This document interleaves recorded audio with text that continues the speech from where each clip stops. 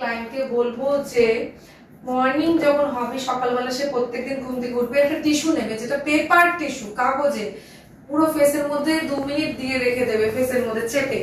এবার যখন 2 মিনিট হয়ে যাবে টিস্যুটা সে ফলো করবে, দেখবে নর্মাল যেমন টিস্যু দিয়েছিল তেমনই, আর সে যেমন ফ্রেশ লুক দেখতে চাইছে সেরকমই লাগছে।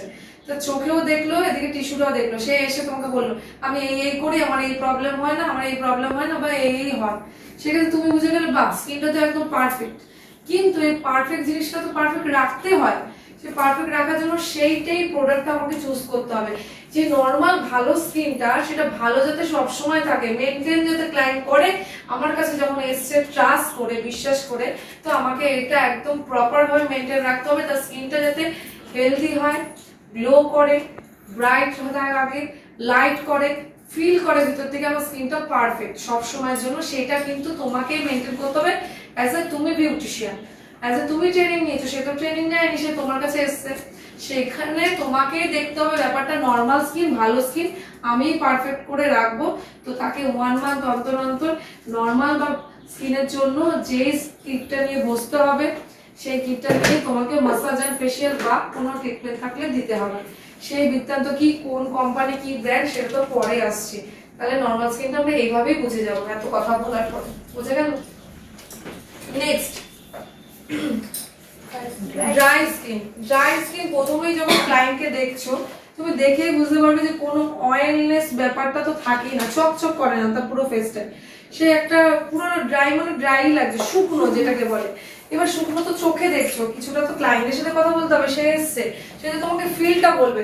বলবে কি, উইন্টারের কথা জিজ্ঞাসা করবে, সামারের কথা জিজ্ঞাসা করবে।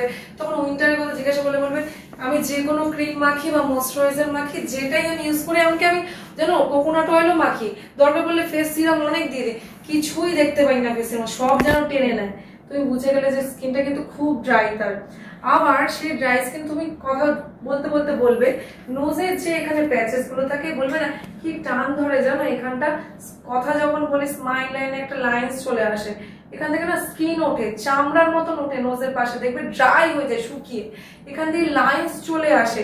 কথা বললে হাসলে খুব বাজে লাগে, সেই ক্ষেত্রে এতটাই ড্রাই যে লাইন্স পড়ে যাচ্ছে, কথা বলছি বা যাই করছি, চোখটা আমার যে রয়েছে ফ্রেশের এখানে কি টিজোন গুলোতে লাইন্স চলে আসে, টান লাগে, বুঝতে পারে কিন্তু সে যে আমার চোখটা না ছোট লাগে, আমার ফেসের আন্দাজে মনে হয় লাইন্স চলে এসছে।